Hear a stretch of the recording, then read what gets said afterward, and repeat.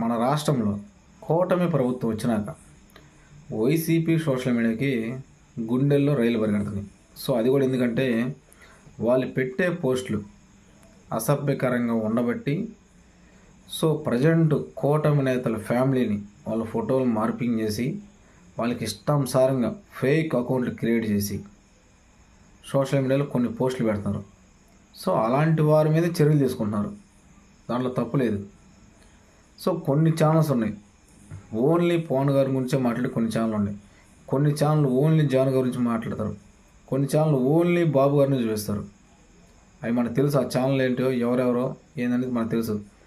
కొంతమంది ఉంటారు ఎక్కడో చెట్ల కింద కూర్చొని పోస్టులు పెట్టేవాళ్ళు ఉంటారు అసభ్యకరంగా. అలాంటి వారి మీద ఇప్పుడు కఠినమైన చర్యలు ఉంటాయి.